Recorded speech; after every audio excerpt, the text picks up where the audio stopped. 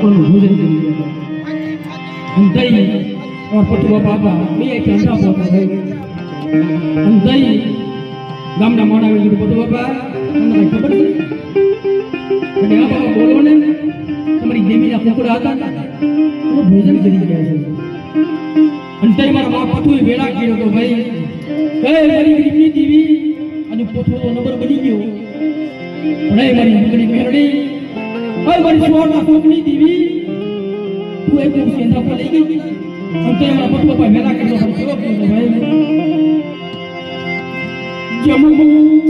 કડિયા મારી ભોજન કેદારે